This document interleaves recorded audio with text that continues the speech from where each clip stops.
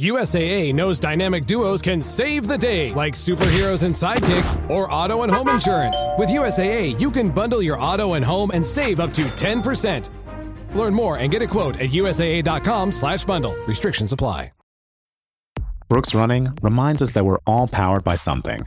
Whether it's the me-time energy of a run after a day at the office, the electrifying energy of your first marathon, or the infectious energy of a group run with your friends.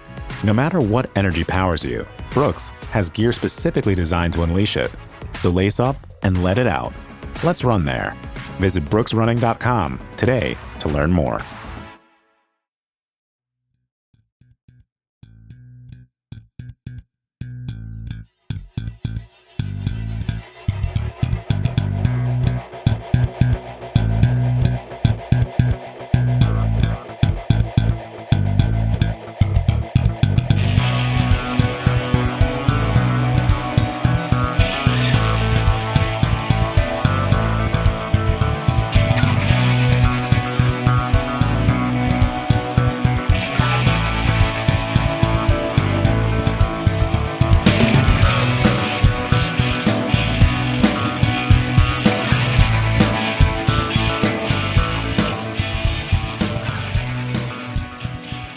The Boundary Corner podcast, along with my partners Brian Siegler, Jonathan Talley, and Shelton Moss. I am Curtis Wilson, and this episode is brought to you by Dr. Jeremy Counts down at Counts Family Pharmacy, your friendly neighborhood pharmacy located at 301 South Main Street in Blacksburg, Virginia.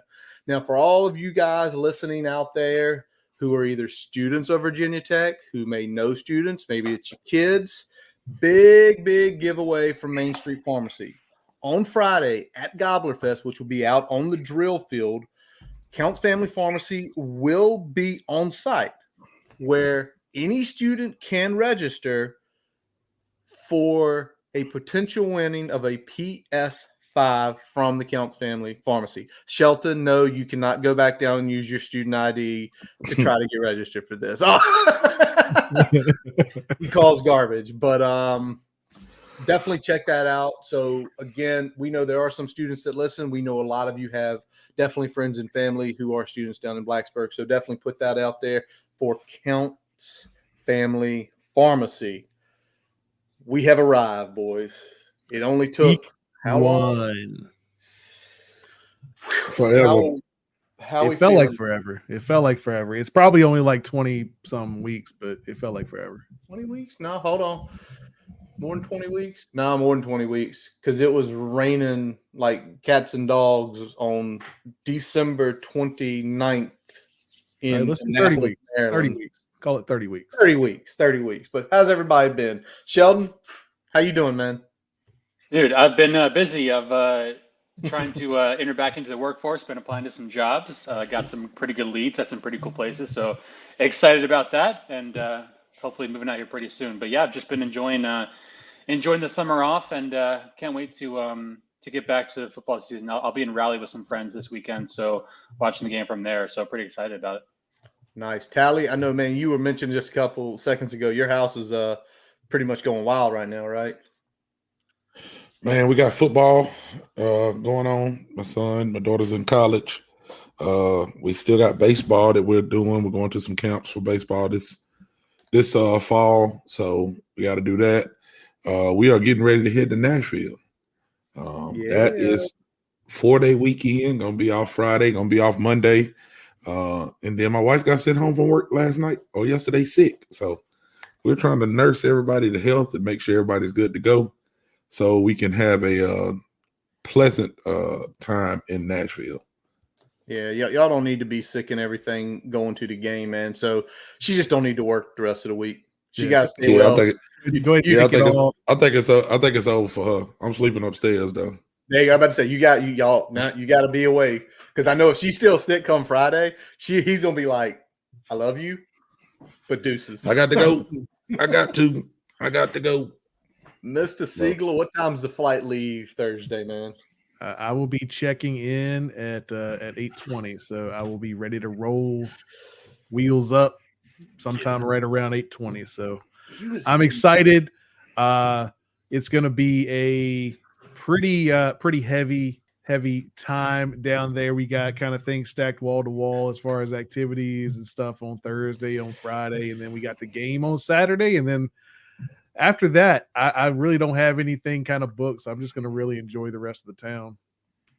Well, that's good to hear, man. Y'all definitely enjoy it down there as much as y'all can, because it should be an absolute blast. I know tons of friends of the podcast are going to be there. I know. Are y'all going to the Suns event on Friday night?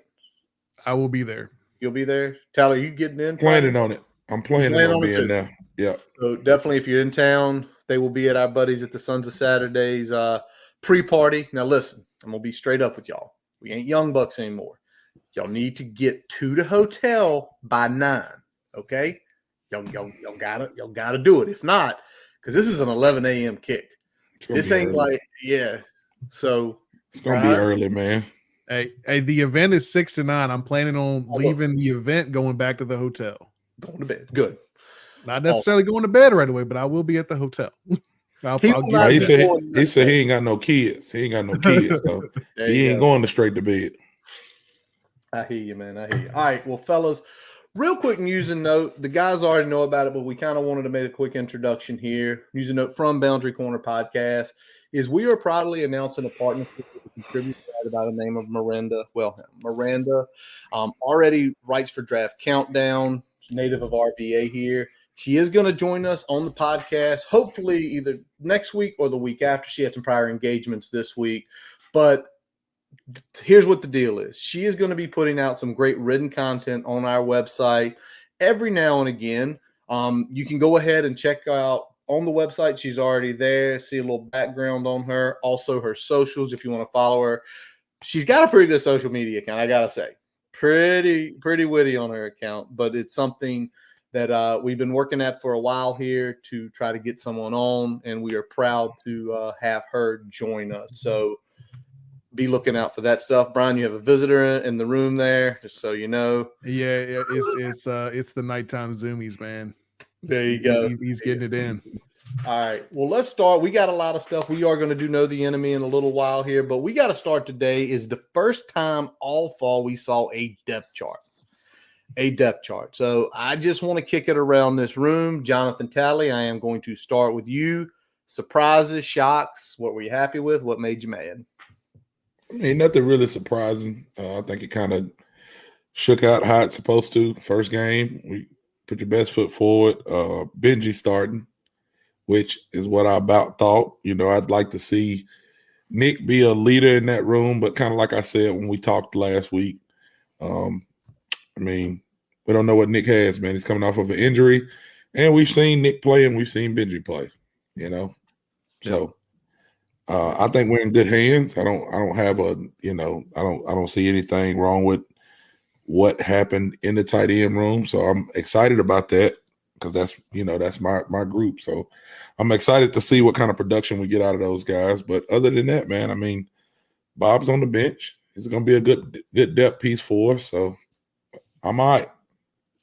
Sheldon, what about you? Any shocks, any surprises, anything that stood out to you? Yeah, I was pretty surprised to see Braylon Moore get the nod at center and then shift Caden to right guard. I know they worked with some of those combos earlier, but yeah, I mean, kind of just doing a little bit of shuffling. The only thing I could think of how that would impact you is if, you know, the snap comes out differently from different players. So obviously the guys are used to, you know, seeing Caden snap, so they're gonna have to adjust to seeing Braylon snap. And I'm sure they got into practice with it, but that might be a little bit of an adjustment early on to watch out for in the season, is how they snap the ball. All right, Brian, what about you? Anything on the depth chart? Biggest surprise to me, I was very interested to see who was going to be that Will starter. I know we talked about that a lot. We saw the Jaden Keller experiment is back for one more year, baby. One more year, the Jaden Keller experiment. So we'll see if it sticks this year. You got Kelly Lawson right behind him at Will.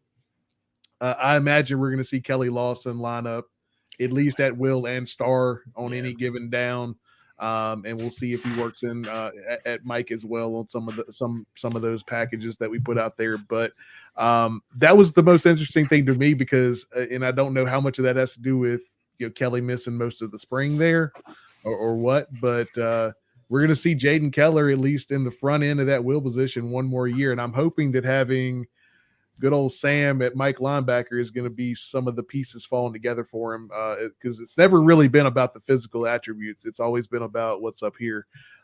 It just seemed like sometimes he just didn't get it. And hopefully having somebody like Sam in the middle is going to help with that.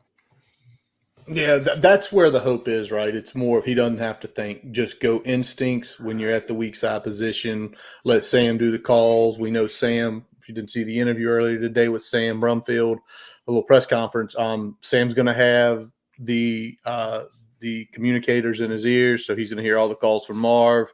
While it is going to be Jaden's responsibility, whoever's going to be the will is going to be responsibility to look on the sideline and make sure all the calls are coming in right. For me, there were really three things that caught my eye. The first one is at defensive tackle, Kelvin Gilliam getting the oar with Josh Fuga. There had been, we saw Gilliam looked okay in the spring, but didn't jump. But clearly something between summer and fall camp, something's clicking. He's now effectively the de facto starter. I'm glad to see CJ McCray on the depth chart after the leg injury. It's good to have him there. But here's the other one that kind of caught my eye. Look over at the wide receiver room. We talked about that last week. We kept mentioning names. Take a look who the two deep is effectively in the slot. Takai Heath.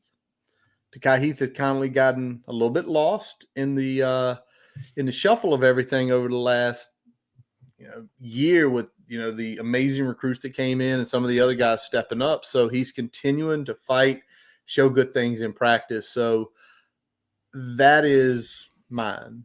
Anything else from y'all, just as y'all are glancing at it or thinking about it again?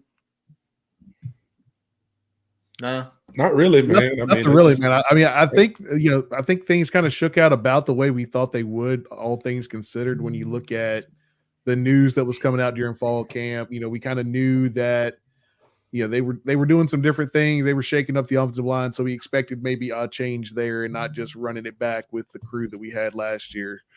They talked a lot about what was going on with different guys playing at different places at linebacker, so we knew to expect maybe some action there.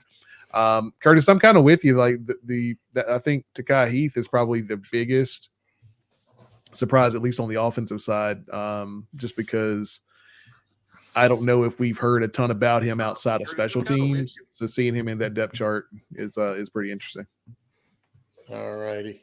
All right. Well, we're going to roll on because what goes along with the depth chart is if you just look through the depth chart, it's so many names. And Sheldon, we know you've done some reading and some research about S&P. Give us that final breakdown that came out from Bill Connolly, what caught your eye, and what it really says about the potential of this team.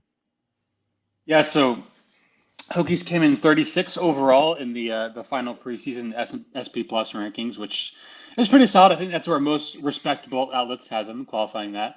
43rd on offense and 35th on defense. So the analytics are a little bit higher on the defense, which is a little bit surprising. I thought the offense would be higher. Yeah, so I ran some projections, kind of looking at playing with some formulas to kind of get an estimate for what the win probabilities look like. So VT would be favored in 10 games this year, only exceptions, obviously Miami and Clemson. And they would be projected to win about 8.3 games and 5 in the conference. So that's kind of the baseline that you're looking at if you're looking at expectations based on what the models are saying. So can VT overperform that? Obviously, we'll see. I will say, though, I think the ACC as a conference is going to be a lot better than what they've been in previous years. So you look at the rest of the rankings. ACC has 6 teams in the top 35. Louisville, it was almost 6 in the top 30. Louisville's at 31. So I mean that's a pretty good contingent right there. Now the good news for Tech is that they missed most of those teams. Obviously, with so many teams in the conference, you can't schedule everyone. But I think the ACC could be a pretty solid league this year. I'm not saying it's SEC level, not Big Ten level, but they could be a pretty solid league, especially at the top half. All right. Can I ask a quick question? I don't know if the data's in front of you there. So we're favored in 10 of the 12, with the exception of Clemson and Miami. Does it give the projections, like what's the line on those games? Like we're going to Miami week 5 right now. It's projecting -7 Miami, -3. Does it give things like that? So I haven't calculated that. I could look up in a second, but I just have the win probabilities, which I could pull up in a second here. But yeah, I mean, most of the win probabilities are kind of like in the 60 to 80 range. So it's kind of like, you expect to win, and if you play well, you're going to win. But Okay. there's always something that could go wrong. It's not like, we're talking about like 90+% win probability. It's very much a, take care of business and, play a clean game, you can win. Otherwise, you could come out on the losing end. Yeah. Yep. Yeah. What's the probability of wins for Clemson and Miami? I just want to know, like, where are they, are we that 90%? Are we the 10% for those two games? I'll give you a second. Give me one quick second to look it up here. So I see, look, the stats say we're going to probably win 10 games, y'all. See? I'm closer than y'all are. Yeah, so Miami's at 30% and Clemson is at 34%. So, Okay, like so I said, not terrible. Yeah, so when you look at the kind of the range of outcomes, it's pretty condensed. Like there's not a ton of games in the conference where Tech is, favored extremely highly, but on the flip side, not a lot of games where they're favored very lowly. So I think it's going to come down to just, the craziness of the sport, the lucky bounces and everything, and just execution really. So I think there's going to be a lot of pretty close type ball games this year. Nice. And I mean, we saw it last year that the Hokies did pretty well, especially once Kyron Drones got in the game of handling the games where, those toss-up games or those 50-50 games or the games that we were favored in. They managed those pretty well, especially at home. So hopefully that trend continues for the Hokies this year. Yeah, and then just a couple of the really small notes. So looking around the conference, Rutgers I know it's not conference, but looking at the schedule, Rutgers is actually pretty solid. They're top 50, so that's going to be, right around a 69% win probability. Stanford and BC aren't projected to be great. Georgia Tech's pretty solid, but, more middle of the pack. And then Syracuse a little bit lower. Duke is actually higher than I thought they would be. For some reason, the SP Plus is pretty high on Duke. They have them at 51st. I'm not sure about that, given how much production they lost. But I mean, we'll see how it plays out. Nice. Well, thanks again for that data, Sheldon. I know that's probably something we would have gotten last week from you as we were running through everything, but it's always out there. It's good to know to see. And I mean, it's so many different ways you can look at a season. We look at the personnel coming back. You look at statistics. You look at the probabilities, and all of it matters in some way, shape, or form. But you know what else matters? Injuries. And I gotta say this, from watching the presser today, we are coming out of camp relatively healthy. And if y'all didn't hear, the only guy that is like a toss-up this week is the aforementioned Nick Gallo, which that's not shocking, I don't think. I mean, guys coming off a knee, right? Right. So plus he's like our age. I think he's like 30. So not saying he ain't helping the team. I'm just saying, like, man, if Sheldon get injured and I get injured, he's probably gonna bounce back way faster than me. So the youth helps. Can I say something else besides all this good stuff that we talking about? Yeah. You know what still burns me up, man? You know what I've been looking at? I've been looking at a lot of social media. And it's great to get, like, some hype. I'm not the kind of person, well, we need to stay hidden so, we don't lose. Like, give me all the hype. If the young men have earned it, give it to them, all the accolades. Can y'all please get my quarterback's name right? Stop calling him Kyron.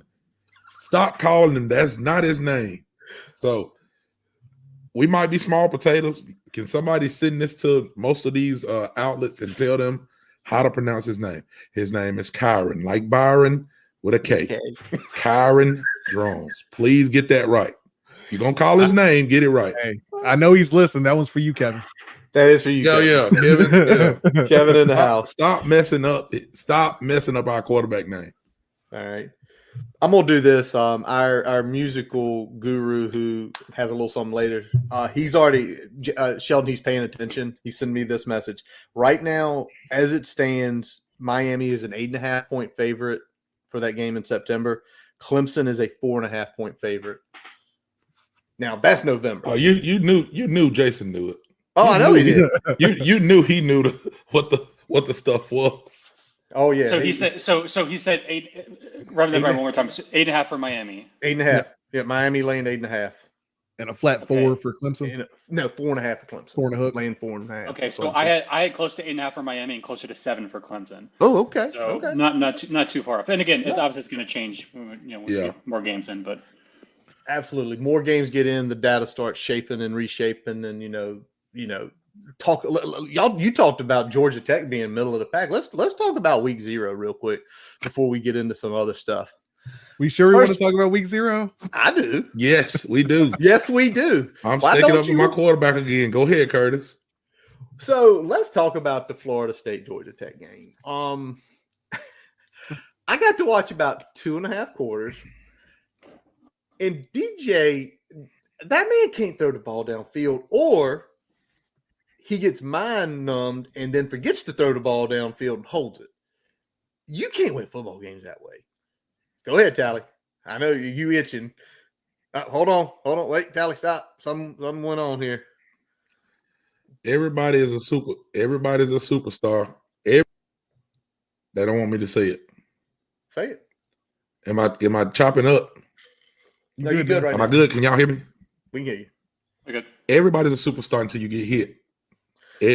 DJ was getting hit. Georgia Tech was hitting his ass. But that ain't what I want to talk about. Florida State fans, first of all, you motherfuckers, they are the worst at jumping on people's shit, trying to talk about whatever they want to talk about. Man, I seen that so many clips when they was Virginia Tech versus Florida State. Like, they went on, when Kyron goes on the podcast and he's talking about, number one, y'all didn't watch it. People didn't watch it. You just took a clip and start going crazy. Oh, he said Florida State wasn't that good. Oh, it was a day game. Oh, he was getting beat. Oh, this was his stat line. Go watch what he said. Go watch the clip, first of all. That's number one. But like I said last week, I'm gonna go off that for right now. I said I needed to see Norvell's team this year because Norvell is a coach that builds. He's not really a coach that reloads. It took him a while to get that team where they looked like they looked last year. 3 years. And this year they didn't look like the same team. That's all I'm gonna say. I ain't gonna beat them down too much. I know we got Kevin in here. I know you got family down there. But I got to say, fuck Florida State. What you got, Sheldon? Sheldon, did you freeze? Observation, Shelton, from the Florida State Georgia Tech game. So unfortunately, I was actually out getting some vitamin D hiking, so I wasn't able to watch a ton. But I did see some of the post game analytics. Bill Connolly has the post game win expectancy. I think it was 97% for Georgia Tech. So they actually really dominated that game pound for pound. I think the score was a little bit closer than the disparity would have suggested. So that was a pretty dominating win. Brian, I know you were doing stuff Saturday, but I'm assuming you came back, checked some highlights. I came back in and checked everything out, and I think it's going to be the latter of what you mentioned there, Curtis. We saw this at Clemson. It didn't rear its ugly head quite as much last year. We're back at it where DJU just does not know how to get the ball down the field. He is risk averse with the football, and he is checking down. If it's not in that 5 to 15 yard range, he is either not taking it or inaccurate when he does take it. So at some point you got to pull the trigger. You got to take shots downfield. You got to make sure that you can press the ball and push the defense and stretch the defense and make them have to work, because right now where his bread and butter is, it's all clogged up because no one's concerned about him taking shots. Just press man, leave one over the top, make him have to make decision, and it's not good right now for them. What I'll also say, Sheldon, I'm glad you dropped that stat on here, because we got to think about Georgia Tech. If your win probability is 97% and you win the game by 3, that says something to me, because if I'm hearing the way the analytics said is Georgia Tech should have won that game handily without an absolute problem, and literally there's 2 plays that have to happen. A, you get very lucky that you catch a swing pass and the guy gets 18 yards upfield to put you in field goal range. B, and I'm not trying to take up for Florida State here, that kid stepped out of bounds. That stop clock should have stopped with 40 seconds left. I don't think Florida State probably could have come back But still, all that to say, everything in the data world says you should have killed this team, and you barely scraping by. Says a lot about Georgia Tech there. All right, let's flip it over to the night game, to the SMU Nevada game. Sheldon, did you make a comment or something? Because I remember reading something and laughing my ass off about SMU joining the ACC G5 teams. I honestly don't remember. You don't remember? So Yeah, basically, Shelton made the comment. I can't remember where it was. We chat on multiple devices. Basically, Sheldon said, hey, look, SMU's getting the normal ACC welcome. You're playing a G5 team, and you are looking like absolute dog shit. So that game also, if SMU brings that to the party this year, they may make a bowl game because they didn't look good at all. And that's a team that was very offensive forward last year, and it took them 3 quarters to wake up in that one. Yeah. And they got a safety. Yeah. You also said that, Sheldon. I don't know what you were doing Saturday night, but Sheldon was like shotgun in the end zone. Yeah, let's do that. It. Was beyond. See, I'm not saying I could be an offensive coordinator at the Power 5 level, but I know I'd be not stupid enough to do that. Putting shotgun out of the end zone when your O-line can't get a push. Man, some of these coaches, dude. You can't get a push. You've been struggling to move the ball now for a little bit, and then that they're going to bring everything. I mean, what do they have to lose at that point? And then why would you do that? And that, to me, that was the hinge point. Tally, I don't know if you got the chance to watch that game, but that was the hinge point Saturday night when that safety happened. Yeah, I watched a little bit of it, but I mean, the week 1 stuff or week 0 stuff, like I think somebody put it in the chat. We better have the run defense fixed by let's say Jim said that, Jim West. Yeah, he says we better have the run defense fixed before we face Georgia Tech. We ain't even seen the run defense. We don't know if it's good or bad. We don't know what we got. I mean, I hope we play good Saturday, but we don't know. We don't know what we're gonna do. So can't have so much overreaction, or also you can't put some stuff you gotta address it. Florida State has to address. I don't feel like it's an overreaction when you've seen somebody play college football for 7 years. He is who he is, the quarterback. He's going to give you what he's going to give you. He kind of, went off last year, but look at the defense he played against. Those defenses aren't as physical as over here. So that's not an overreaction for Florida State fans or people to look at Florida State and go, hey, if that's what he's going to roll out, they're not going to be very successful. But, Jim, slow your roll. We'll see Georgia Tech when we see them. Exactly. And the whole thing is watching some of the Florida State linebackers I had like flashbacks watching some runs in that game because that weak side linebacker stuck his head the wrong way like 3 times and just outside. It's like, I remember that from last year. Let's not do that again this year. Yeah. All right. But we got game 1 to see. So we are about to get into Know the Enemy. But before that, just a quick, shout out to our sponsor, Counts Family Pharmacy, down on 301 South Main Street. Go see Jeremy and the crew down there. When you are in town, hopefully next weekend. And again, I'm pumping this out for all y'all listening if you're a student or you have friends or family that are students down in Blacksburg. Friday at Gobbler Fest on the drill fields, Counts Pharmacy will be on site where students can register to win a PS5, courtesy of the Counts Family Pharmacy.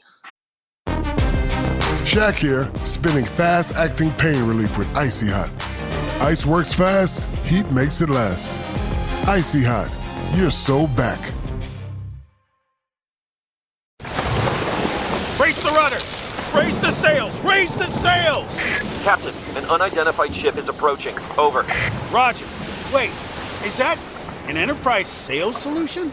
Reach sales professionals, not professional sailors. With LinkedIn ads, you can target the right people by industry, job title, and more. We'll even give you a $100 credit on your next campaign. Get started today at linkedin.com/results. Terms and conditions apply. So now we get to know the enemy. So for the first time this year, we have been looking up and down, looking at rosters, reading things, talking about different players, and we are going to know the enemy the enemy in Vanderbilt.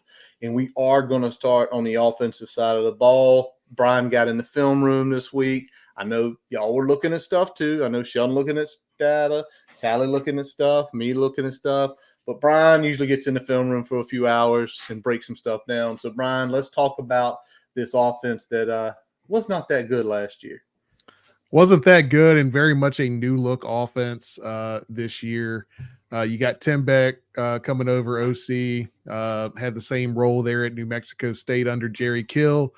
Speaking of, Kill is also on board as the chief consultant to Clark Lease. So you get two of those former New Mexico State coaches coming in, and obviously Hokie fans know a little bit about Jerry Kill from his time here under the Fuente era and kind of masterminding the 2019 turnaround, if you will.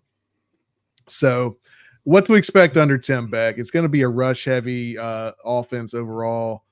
Very much a quarterback is going to be active in the running game.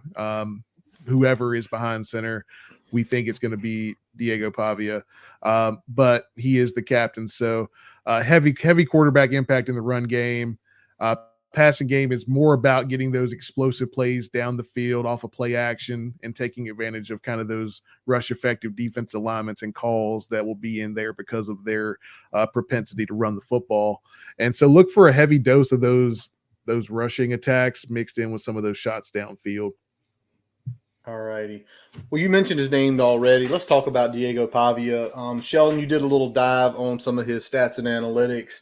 Obviously he started at New Mexico State last year under Beck and Kill. What's kind of it showing from a, statistical side? So he finished 26 overall last year in PFF grade, which is pretty solid. That's for all FBS quarterbacks. Trying to break down a little bit how he throws the ball. His accuracy is okay, not great, not terrible either. Pretty good in the short game. His offensive line did a pretty good job of giving him time to throw. And he was also pretty good under pressure, and he was pressured a lot. Although, according to PFF, they attributed a pretty high percentage of those pressures to him. So it remains to be seen, how he's gonna handle that, and the decisions he makes in the pocket when he is pressured. But like Brian alluded to, he does run a lot. Second in FBS last year with 57 scrambles on the season. So if you get to him, he's going to run. That's his instinct. He's going to get out of the pocket. I don't think he was super efficient when scrambling, just based on the yards per carry there. But he's gonna get out a lot. So you got to make sure you contain him if you're a defensive end. And Brian, you obviously looked at the tape. Sheldon, you got the data there.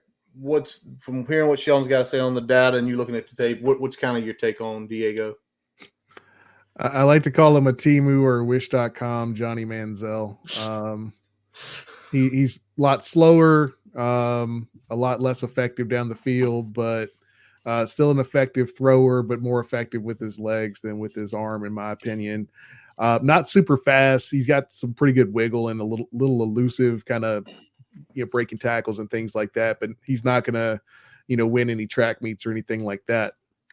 As Sheldon alluded to, he's effective in the short passing game, but will take some shots and he will hit on those, not with great efficiency, but not awful as either. He will hit on some of those, and that's kind of where we need to watch out for those big plays, just because it will be such a rush heavy attack.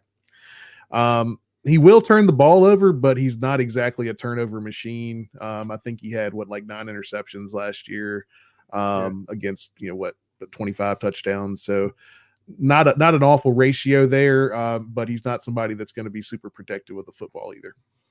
Yeah, and just a quick note, he and Kyron Jones were right next to each other in the PFF rankings in terms of turnover-worthy plays. So just to give you a feel for the rate at which he, makes risky decisions with the ball, he's pretty much identical to Kyron Jones.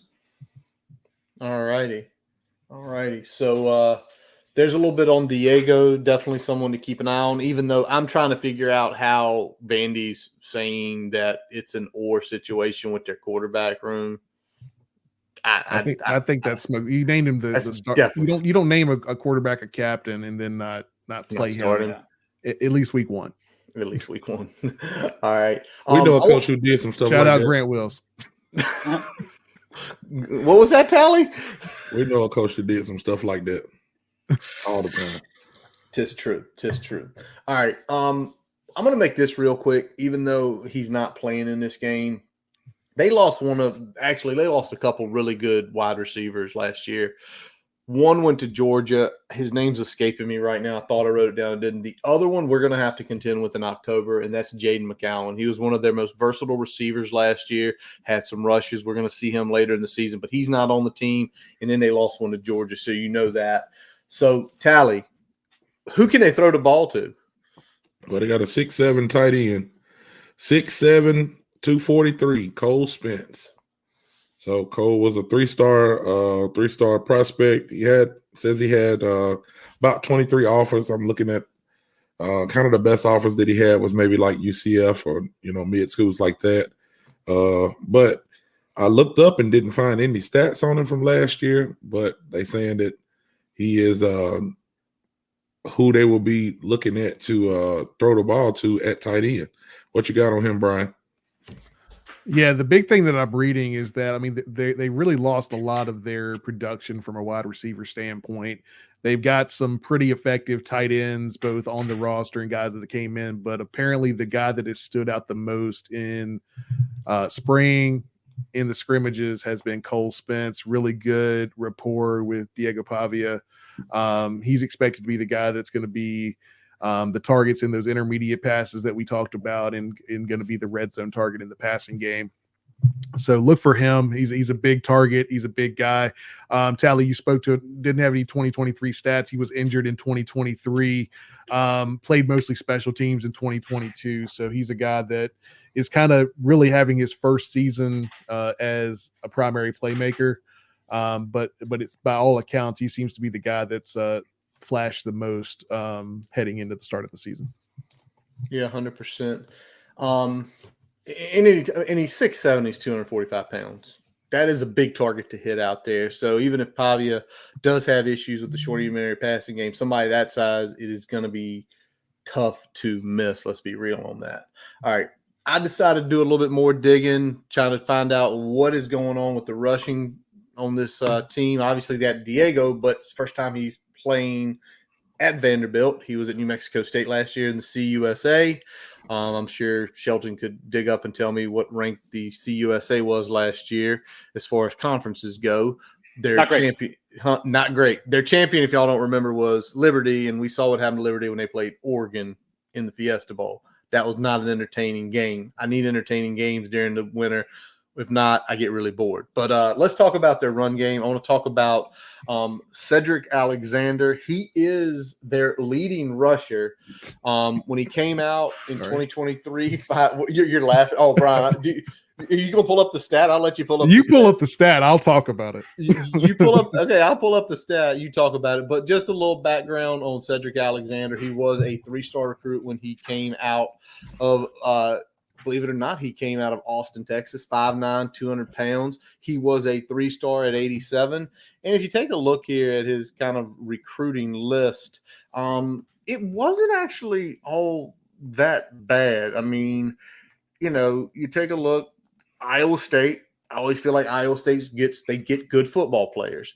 UTSA, they're doing good things down here. But overall, for a guy to be rated an 87, the offer list doesn't say that. And I don't know if it's one of those things where Vanderbilt offered early, he committed early, he was done, or something happened. But his stats last year, just so all y'all know, he was their leading rusher. 96 rushes, 371 yards, 3.9 a carry with 4 touchdowns. Big yikes. And Sheldon's going to get into that in a few minutes, why it's a big yikes. But, Brian, you watched some tape on him. What's it say about him? A lot of it's not his fault. It's more his rushing style combined with what Shelton's going to talk about, and I'll kind of piggyback on here in a little bit. But this is a guy, I mean, he's very much a steady Eddie in the rushing game. He is not a game breaker. He is not a big play threat. He is a guy that's going to go out there and get the yards that the play is drawn up, and he'll maybe get you a few more after contact. He's kind of, wouldn't call him a plotter, but kind of a guy that you expect to get between the tackles, get a few extra yards, and go down. Like I said, get good at getting some yards after contact in there. And used sparingly in the passing game as well, more of a check down threat in the passing game. They're not using him as a dynamic weapon or anything like that. He's a guy that would be a good like second or third option on most Power 5 teams, but he's their leading rusher. So there you go. All right, he's their leading rusher. And so Shelton, when a team has a leading rusher of 371 yards, what does the offensive line data say for them last year? I know it's last year and they've got new players, but, you can't flip everybody over. Yeah, boy, it was rough for the Commodores. So we'll start off with this. Last year, they were 126 in the country in yards per rush, under 3. And I know that includes sacks, but still pretty rough. 110th in PFF run blocking grade, also pretty rough. So, they had some explosive plays, but, the real issue for them was their success rate, which is basically how you keep up with the stick, staying on schedule. They were 123rd in the country in success rate at 36%. So, that was their issue. They just couldn't get a push, couldn't stay on track. Now, in terms of the individuals on the O-line, they have a center transferred in from Mississippi State, that's Steven Losoya, and then a tackle, Chase Mitchell, who came in from Liberty, started for the Flames last year. But other than that, you've got 3 returning starters that are all seniors, and if I look at that as a Tech fan, I'm pretty happy with that, because that means that there's not a ton of room for improvement there when you're bringing back 3 guys from one of the worst offensive lines of the country last year, and all those guys being seniors, they realistically don't have a ton of room to grow.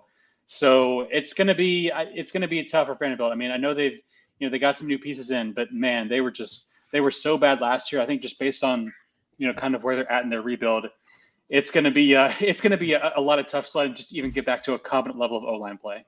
Oh man. Yeah. I kind of expect baby steps in that for that offensive line versus any significant jump where you'll see statistically things that stand out to you. Just bad. Like, look, I really don't have another way to put it. Poor footwork for a lot of these guys. Just not being at the right place at the right time. Pass pro, not very good.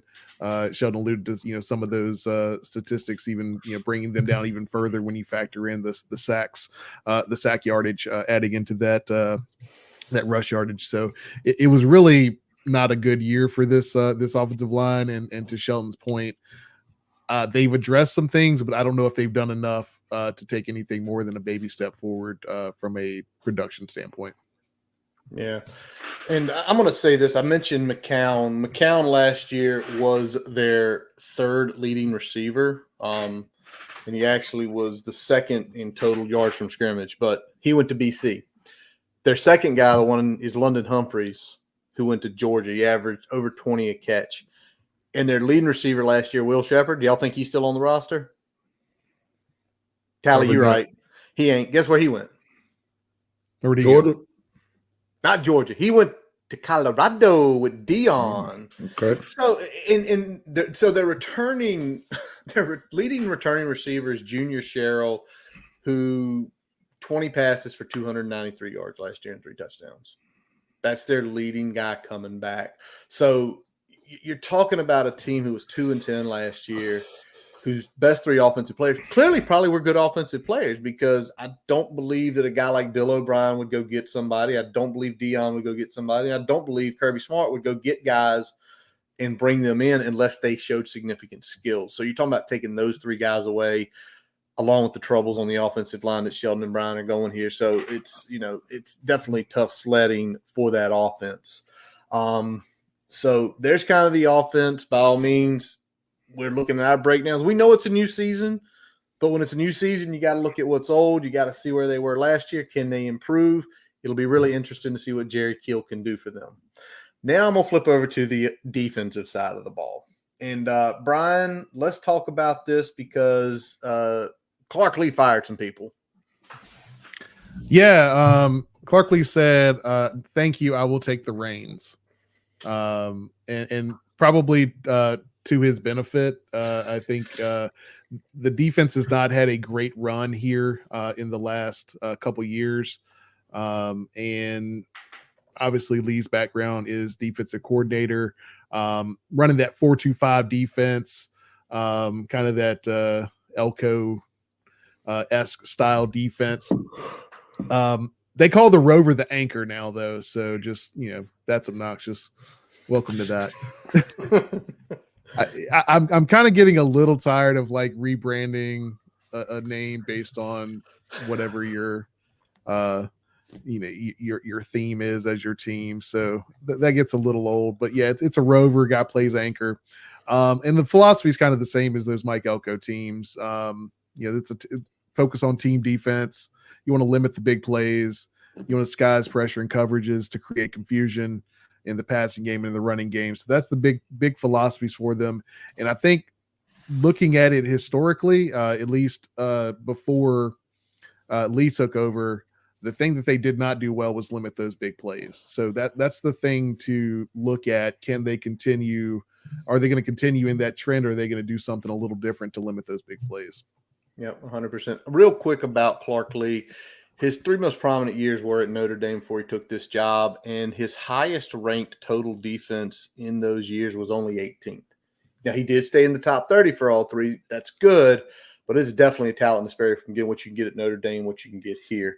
I want to do a quick shout-out. We got LeVar. I have not seen him in a while. LeVar's back, everybody. LeVar, what's up, LeVar? Thank you for rejoining us. We hadn't seen you in a while. Hope all has been well. He was waiting on the season. He's waiting on the season. And your boy, Tally. He's back. Miami boy. He back. What's up, New King? Thank you for tuning in, man. We appreciate it. And you're right. September 27th can't get here fast enough. Take care of business. All right, Sheldon. Brian just mentioned it. He fired people. Can you tell us why he had to make this move when it comes to some of their defensive statistics from last year? Yeah, Vanderbilt was bad at pretty much everything. And in particular, you look at the pass defense. They had some struggles at corner this year. I know a couple other guys are injured, so not sure what we're going to see this year. But a couple key stats with regards to their pass defense. They were 128th in open field yards allowed. So that looks at yards 10 plus runs, runs of 10 plus yards overall. So 128th there, and then they generated very little, almost no havoc. Havoc refers to sacks, hurries, deflections, pressures, basically anything you can kind of do to annoy the opponent, get in their face a little bit. They just didn't really generate a ton of havoc in that department, especially in their front seven. And then like I said, they're bad at pretty much everything statistically, but their worst statistic was their success rate on passing plays. So 132nd. And just for reference, they're only 133. Yes, 133 FBS teams. They were 132nd in passing success rate allowed.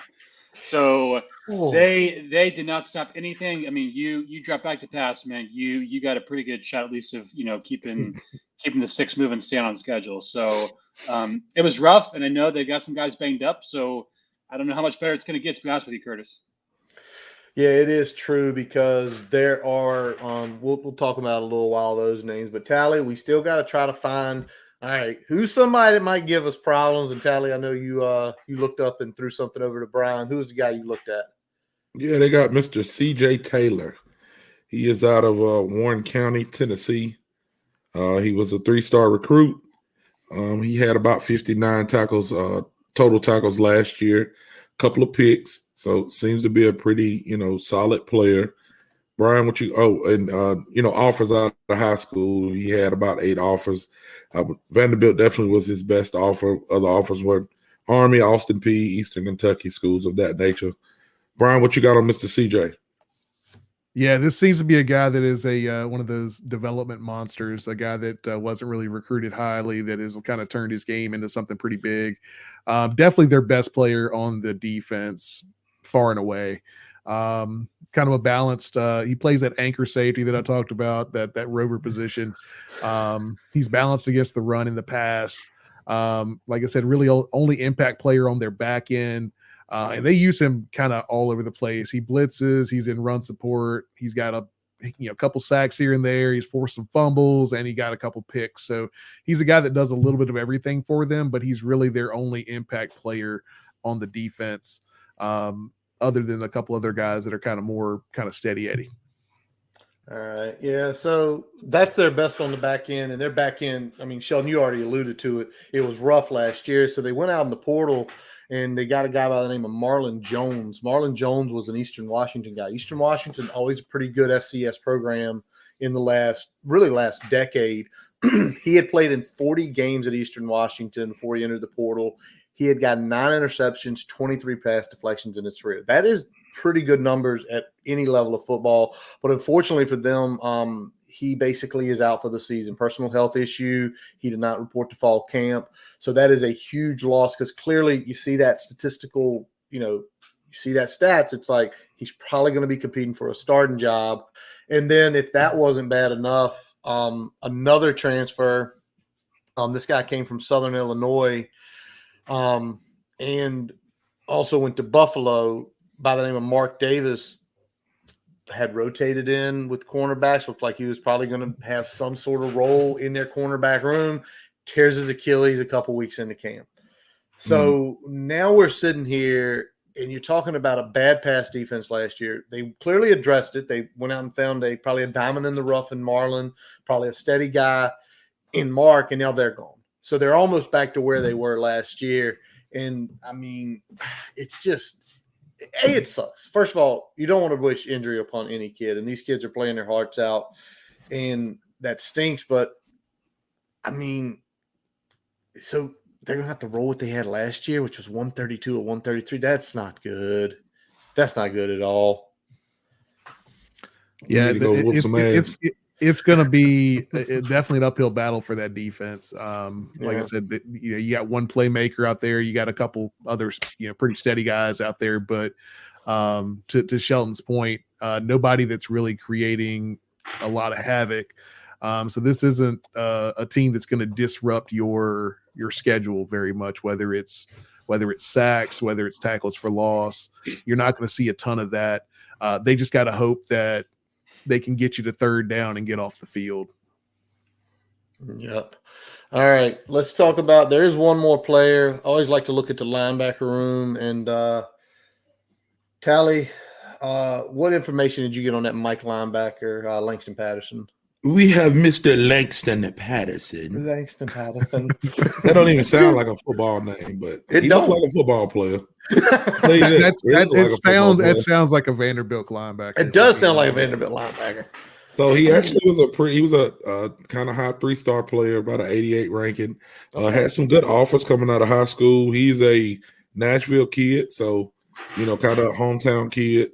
Had offers from Arkansas, Duke, Georgia Tech, Kansas, Kentucky, Louisville, Nebraska.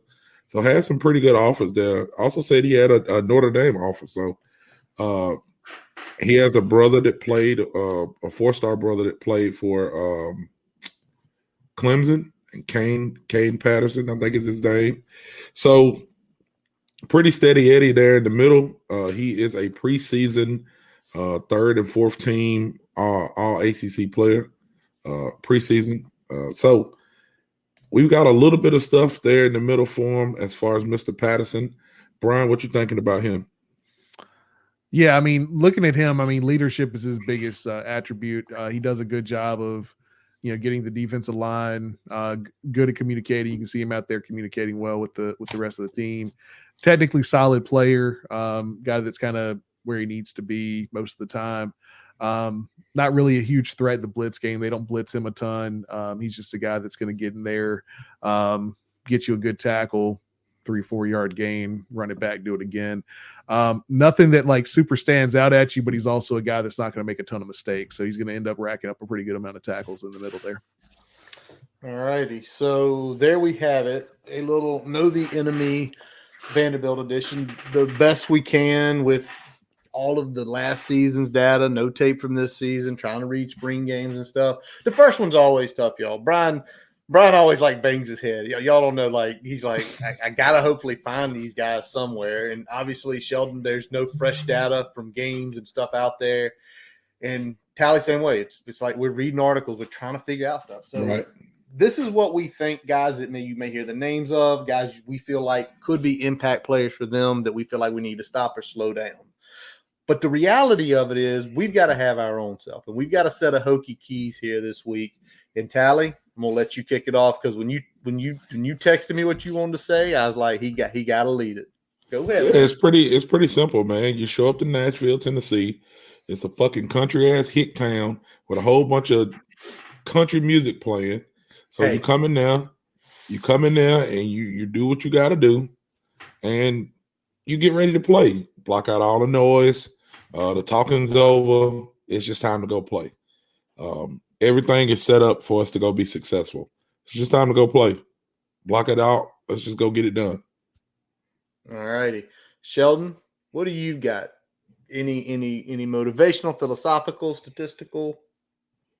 I mean, motivational. I feel like if you need motivation for this game, man, you're in the wrong line of work. I think everybody's going to come out motivated. But yeah, I just want to see. I want to see improvement from the areas that they kind of lacked last year. Particularly linebackers and safeties. Being able to stop the run, prevent those big plays, and just play good disciplined football in the back seven. I think if they do that, then they should have a good time. I mean, look, Tech is a much better team. They have better talent in almost every position.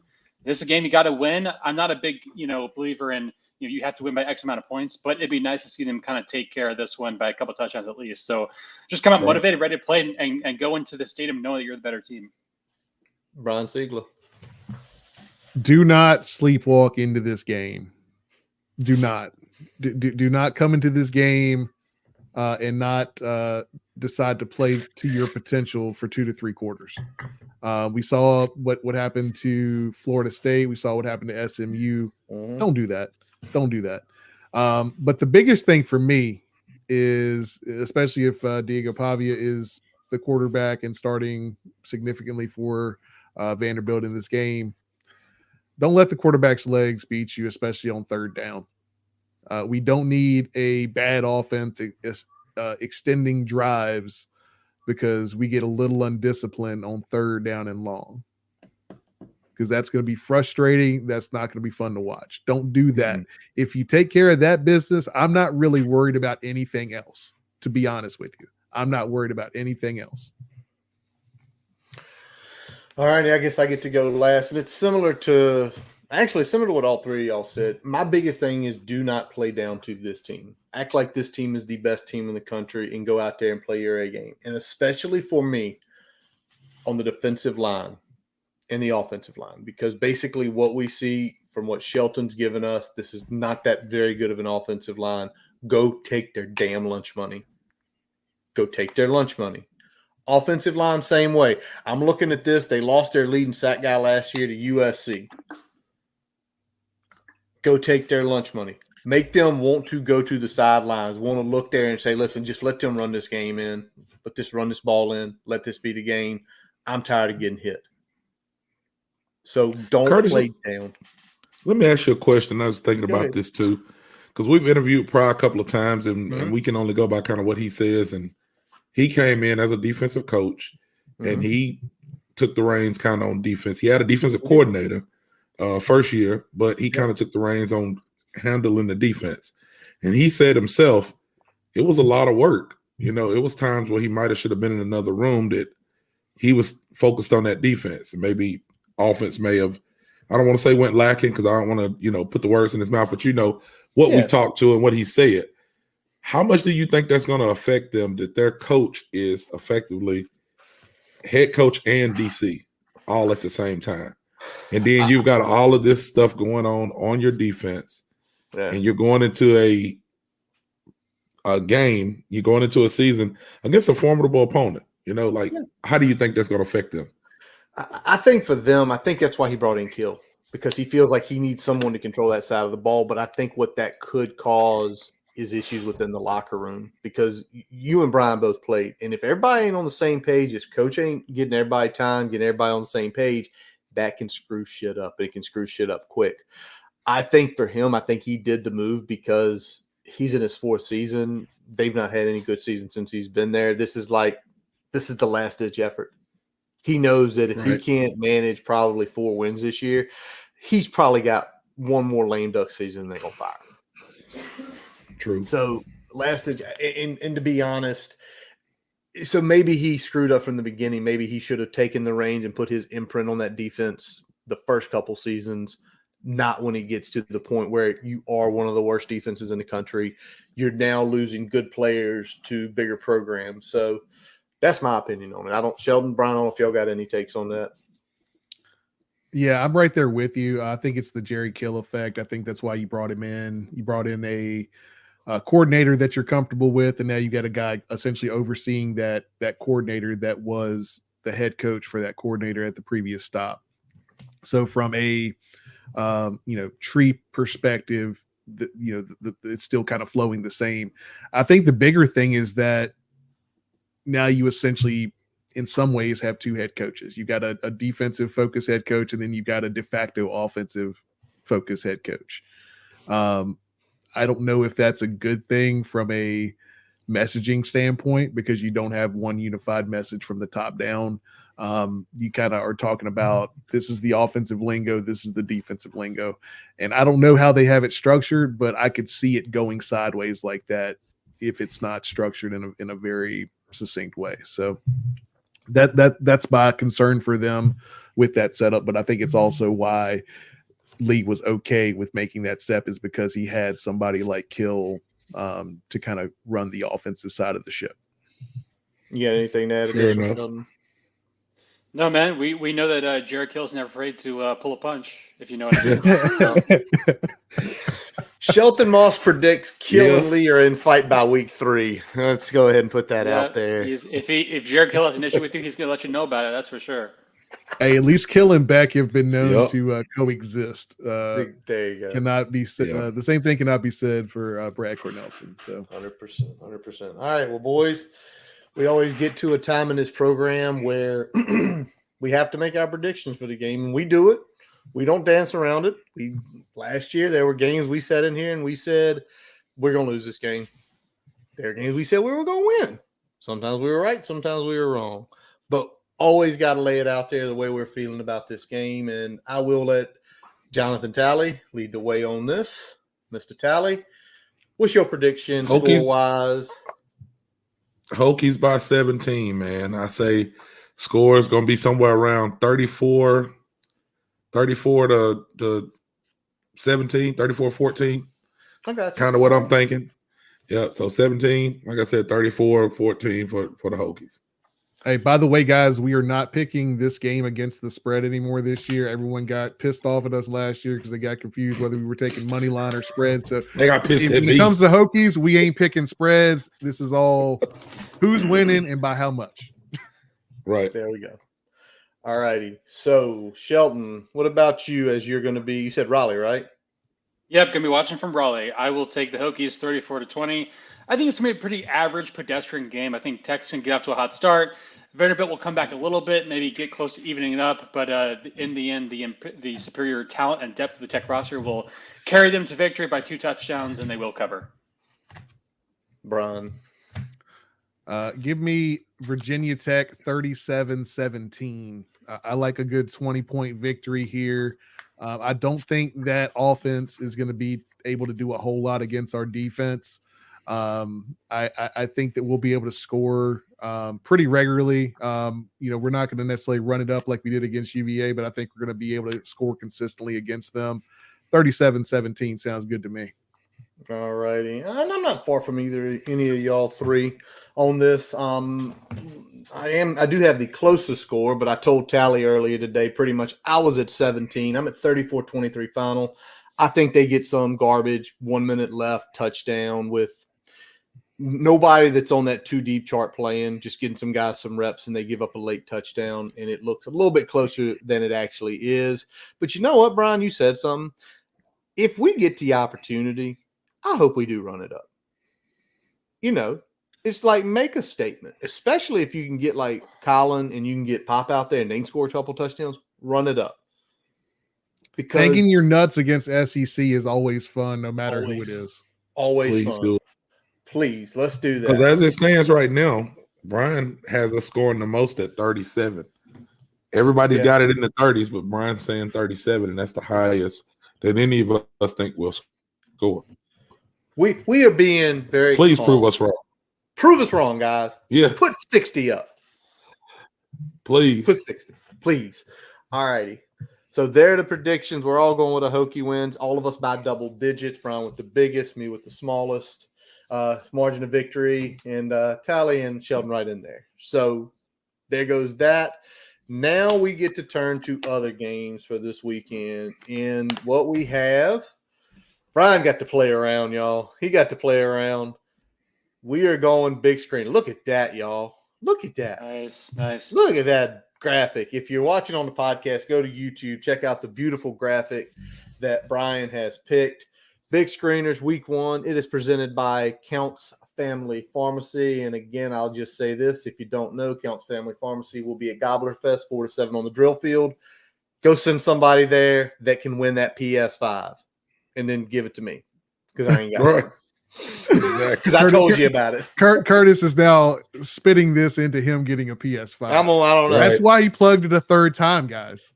I'm going to plug it a fourth time. Watch. All right. So we got a bunch of games. First of all, good weekend of college football. Starting Thursday night through Monday. Good games all over the place. But we're going to let Mr. Siegler kick it off. Brian, where are we going for this game? Yeah, we've got Clemson and Georgia. That's in where we're going Atlanta. first. Yes, hot Atlanta, baby. In Hot Atlanta Atlanta. Dome. And The line? the line is 13.5 in favor of Georgia. And you know what? I'm riding with Georgia. I think Clemson is fucking down. I think Clemson is burnt out. I think Clemson is done. And I think Georgia is going to go ahead and start the kindling that's going to be the fire that burns their ass the rest of the season. All righty. I'm opposite of you on that. First of all, I'm not that impressed. Everybody loves Carson Beck. And just what I've seen of him, it doesn't pop to me. 13.5 is a monster number. The one thing at Clemson that has not changed over these last few years is that damn defense is good. So if y'all remember a few years ago, there was this game where there wasn't an offensive touchdown scored, just one defense. I'm gonna say Clemson covers. I don't know who's gonna win it. I'm gonna be watching the Hokies game, so I'm really not gonna be paying attention. I'll figure out after that. Tally, what about you? Well, when you don't watch that game and you figure out after it what happened, Georgia's gonna be done whoop Clemson's ass. Clemson's got too many Chads and Erics. They got to go get some Quans and Deshaun's. That's all I'll say.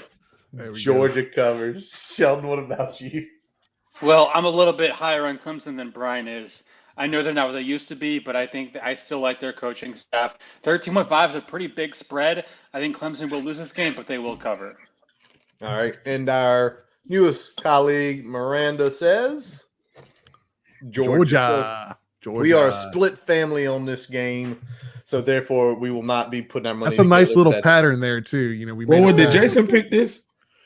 He did not. Do you want him to pick every week? I guarantee you he will and lay money on it. I'm just wondering because, I mean, we're at a kind of odd number right there. You know what I'm saying? Right. You know, I think if Jason gets in there, we might really be split. You know what I mean? That's just my opinion.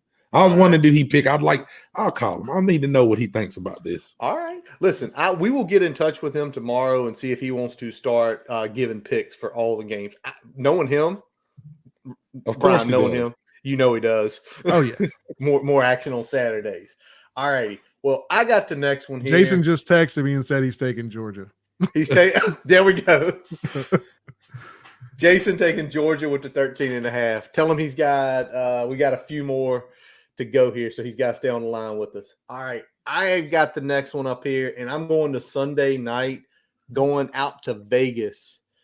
USC versus LSU. LSU, the 4.5-point favorite, kind of far away from home, but the LSU fans are crazy. I'm sure that place is going to be dealt with purple and all that. And, Brian, I want to see what you got with this one first. That line isn't big enough. Give me LSU all the way. Give you LSU all the way? Yeah, that at least a touchdown. At least a touchdown. All righty. Let me think about it here. You know what? I'm with you. I think it's just a little bit too big.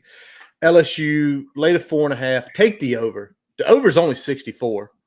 And y'all know Lincoln Riley can score points, but he don't play defense ever. So 48-34 Take the over. LSU wins. Tally, what about you? I don't know much about either one of them teams. I'm gonna be honest with you, but I do know I got a good friend's son that plays on USC. He transferred from Georgia State. Okay. And he plays defensive end linebacker there. His name is Jamil Muhammad. Everybody give him a look. I'm going with Southern Cal just for that reason. I'm going to support my boy, and I'm going to say Southern Cal. Cal covers. Sheldon, where are you laying on this one Sunday after a weekend in Raleigh? That's a good football name, by the way, Jamil Muhammad. I like Tally. I don't know a ton about these teams. I just kind of felt like Lincoln Riley is going to come with a little bit of a chip on his shoulder, try to prove some people wrong. So I think USC is going to take it. All right, USC says that. Miranda says Miranda is riding with me and you, Curtis. And Jason texted me. He's taking LSU with the 4.5. Tally, do you need to make a change real quick? No, we got to talk to Miranda about her picks. She coming in wrong right now. She coming in wrong on this one. Miranda, if you Tally, watching no, because Tally follows Sheldon. So as long as I'm following Sheldon, we good. But I got analytics backing me up, man. Hey, we can't lose. That's so right. Miranda, you need to get on the right board. You need to get on the right ship right now. Tally's sitting here saying, if it feels good, and then Shelton says the statistics feel Come on good, now. then he feels good. Yeah, there we go. All right, well, Tally, we know you've got a very special pick, not your typical big screener, and I'm going to go ahead and take the floor, my friend. Yep, so my alma mater, Jacksonville State, will be playing Coastal Carolina. As y'all know, or you should know, my daughter is a freshman at JSU. We went and dropped her off last week. So this will be her first game she's been to a couple of Virginia Tech games, but this will be her first college game as a college student. So that is a Thursday night game. I've told her she better do everything she can, skip class to get there, to go and be a part of that, because that's going to be an awesome atmosphere. And also Jacksonville State plays Louisville the next week, so I'll be paying attention to kind of see what they have, so I can be rooting against Louisville when they play them. Nice. All right, well, let's go across the board. We'll get to you in just a second. Tally, Brian, who you got? For the love of the game, give me Jacksonville State, baby. Let's go. Right with you. Ride with my Right man with you. Tally. I'm with you because I want to see your baby girl see a dub in her first collegiate game, man. I'm with Jacksonville State. And we already know. I'm going to go ahead and put it up there. We already know. As we used to say when I went there in 2004, no, that's a long time ago, you can't beat our Cocks. Go Gamecocks. Well, I feel bad now that I'm going against the grain, but I might have to take the L here. But I'm going Coastal. All right. That's okay. All right. He's going Coastal. You got to switch it up, Tally, because Miranda went Coastal as well. Ah, okay. Yeah, well, she follows Sheldon. That's okay. I ain't gonna be mad at her on that one. All righty. There we go. Next one, we did let our esteemed new writer choose a game. Why wouldn't we? And she chose the Saturday night one. Oh, no, this is Sheldon next. My bad. Shelton, our esteemed colleague. Yes. West Virginia, Penn State. What you got on this one, man? Why are you choosing? I'm going first. Yeah, you're up. Yeah, no, I think it's a really good game. I know that that crowd is going to be electric. Kind of a big time non-conference matchup, and I will take WVU to cover +8. I think the crowd's going to give them a little lift. I don't think they're going to win, but I do think they will cover. All right, they're not going to win, but they're going to cover. Brian, what do you have on this one? Yeah, you know what? Give me the Nittany Lions. I think it's going to be a big home game. I think that home atmosphere is going to carry it. Give me Penn State. You know this is in Morgantown, right? I did not. Damn. Uh-oh. Yeah, it's in Morgantown, buddy. It's in Morgantown, Brian. You know what? I'm gonna ride. I'm gonna continue riding with Penn State. Continues to ride. Continue riding with Penn State. I think they're gonna pull it out, even though it's in Morgantown. Fuck Morgantown. Yeah, this is like one of those. I don't know. Like, thank you, Penn State, for Pry. I got a couple people at work that are Penn State alums. I always tell them, thank you for Brent Pry. You don't know how much you have made us a happier society down here. But this game being in Morgantown, like Sheldon said, I think it's going to give a boost. I think it's going to be a war. Can I do something? Can I go real off for a second? I'm choosing West Virginia. I hate the schedule for this opening weekend. Clemson, Georgia's at 12. We're at 12. This game's at 12. There's like 3 really good freaking games at noon. And there's only like one at 3:30, and there's only one at 7:30, and there's only one on Sunday. Can they get that shit right? Like, that irritates me as a fan. That irritates me as a fan. I understand. Spread it out. Spread the love. Like, spread it out. Like, I want to sit here from noon to midnight, eat a lot of bad food, drink a few beers, and have fun. Instead, it's like, oh, it's going to be at noon. Hey, I'm going to be sitting in a bar after our game anyway and watching everything that's out there. So whatever's on, I'll watch it. All right. We're either going to be drinking to have fun, or we're either going to be drinking to have fun, or we're going to be drinking our sorrows away. So I'd much rather be drinking to have fun. I'm going to take Penn State just because fuck West Virginia.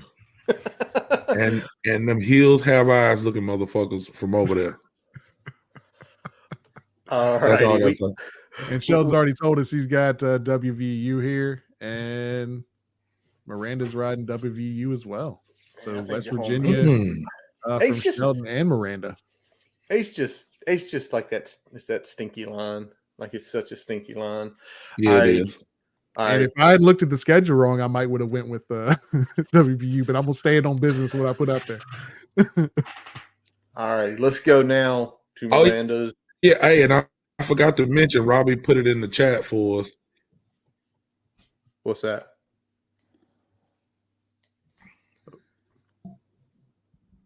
Sorry, did I cut out? I'm good. You cut out, but you're good. I said, hey, shit, you cut out again. Rich Wright is the coach at Jacksonville State. That's all I want to Oh, say. yeah. There you go. Yes, he is the coach at Jacksonville State. All righty. So now let's go to the only big primetime matchup, Notre Dame, Texas A&M in College Station. Texas A&M 3-point favorites. I think it's a straight up 3, which is very awkward to be a straight up 3. Yep. This is Miranda's pick, by the way. Yeah, good game. Good solid choice. Brian? You know what? I've given A&M a lot of shit in recent years. Everybody knows that. It's well documented. I don't think this is going to be necessarily significantly different, but I do think they have the horses to cover this measly 3 line. So give me the Aggies here. All right, I am completely against you on this. I actually think Notre Dame is going to win this game outright, so I'm going to take the points. Just because in this case, Elko is a good coach. Now, he's going into a situation where you feel like it's more horses. The question is, as we've seen throughout so many times, some guys can't just go in as a head coach and take the talent and win. They can find they can take the lesser guys and build them up like he did at Duke. I got to wait to see what he's going to have at A&M. They did lose some stuff in the portal. And I don't know. I'm just I can't believe in Texas A&M until they actually do it in front of me. Fair enough. Tally, what you got? I'm going to say Notre Dame. I'm just going to give it to the Irish on here. No real reason. I like the Irish in this game. And kind of what Curtis said, I do want to see Texas A&M show me something before I pick them.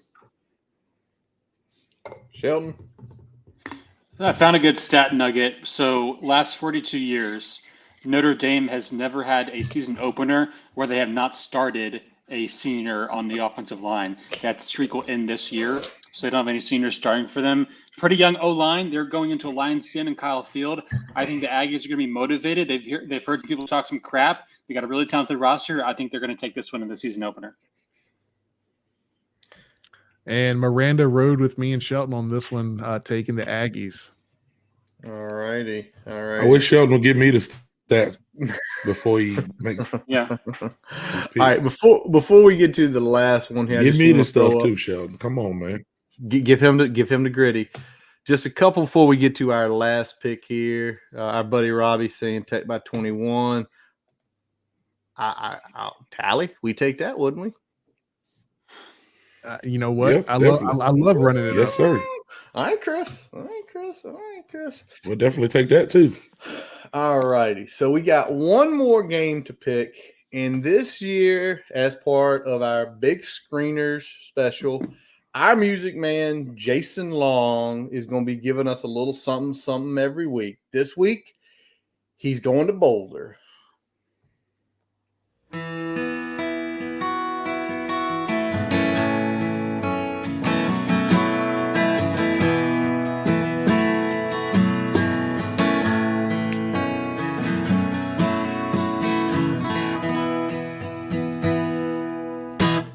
Welcome to the first edition of Guitar Licks and Gridiron Picks. I'm Jason Long. You've been hearing my music on the Boundary Corner podcast for several years now. Well, this season the boys asked me to come on and talk about another one of my great passions, sports gambling. So each week I'm going to be matching up tunes and bets, sort of like a degenerate hippie sommelier.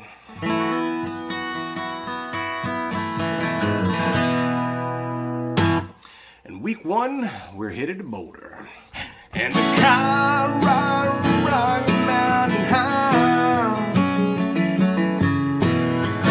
seen a rain of fire in the sky, friends around the campfire, and everybody's high, Rocky Mountain High, Colorado, Rocky Mountain High.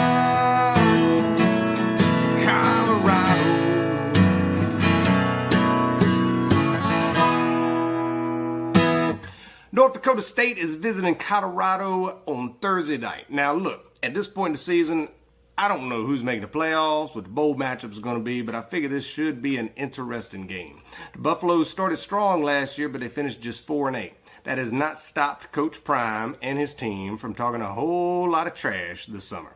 Time to see if they can back it up. Now, it's year two. Their depth should be better. And I keep hearing that QB Shador is a Heisman finalist and a future top 5 NFL draft pick. And hey, I'm not hating. I want to see it happen. So no offense to North Dakota State, but Colorado should take care of business here at home in prime time, no less.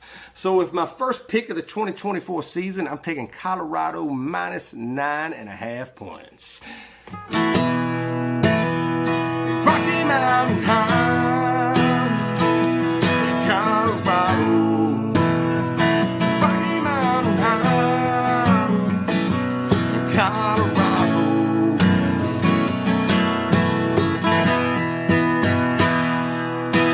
So go get them Buffaloes, and of course, let's go Hokies. See you next week for another edition of Guitar Licks and Gridiron Picks.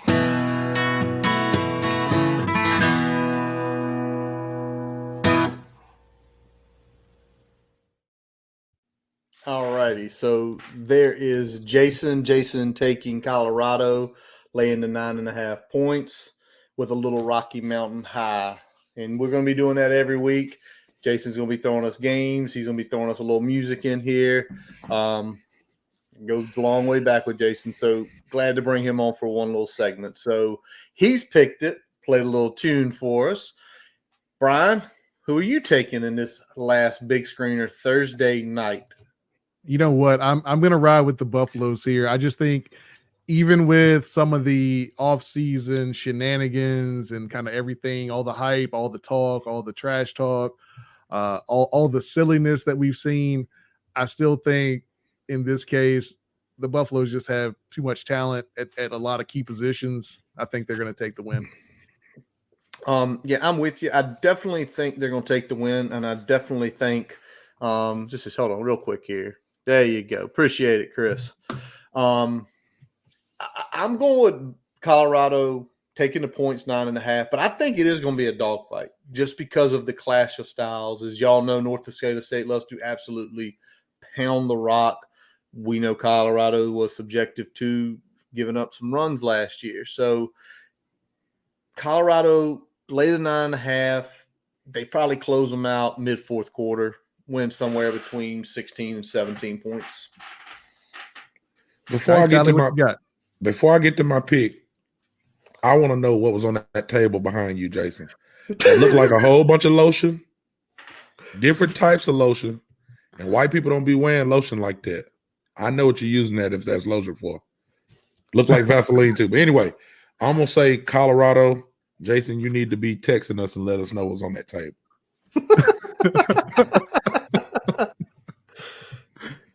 Sheldon, what you got?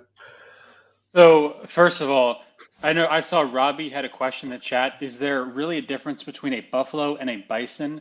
There is. It's actually somewhat of a misnomer.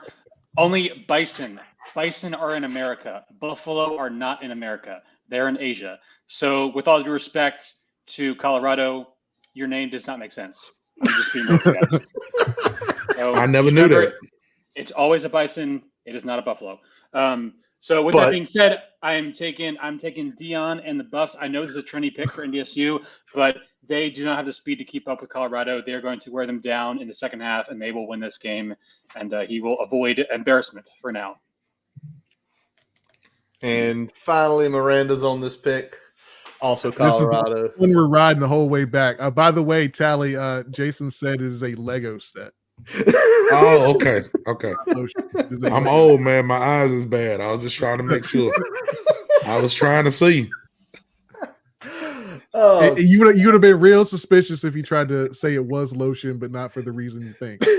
Yeah. So at least he went with something else. It's a Lego set, everybody. It's a Lego By the set. way, Okay. Clear the air. By the way, the gambler man, Jason Long, also says Jacksonville State. Take Jacksonville State in that game. So he didn't get us all of them. But yeah. So all right, we got a rundown here. Let's look at it. Let's look at it. This is where we landed. All right. Okay. Are we wrong? Did we get it right? Let us know. We're gonna get them wrong. Don't worry. Oh yeah, definitely. I'm definitely getting them wrong. I think I had the worst. I know I had the worst picks last year. It was horrible. So I'm gonna do much better this year. I'm starting off good. Y'all better follow me because we're gonna make some money this year. I'm telling you. Gonna make some money. Somebody got to keep a record of this. Somebody want to do that for us? Curtis, you just gave yourself another job, man. Great job, man. Somebody needs to do this. Somebody needs to keep up with this shit. Let's go. Let's go. All right. Anything breaking in the last hour and 26 minutes, boys? You know what? I don't see anything breaking. Nothing. I ain't got nothing breaking, but I do got a question. I gotta ask. Go for it. We always ask a lot of dumbass stuff, right? So I gotta ask some dumb stuff. This is gonna be starting with Shelton.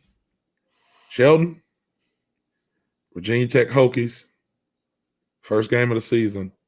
How do we score first this year? What's the first score that we have?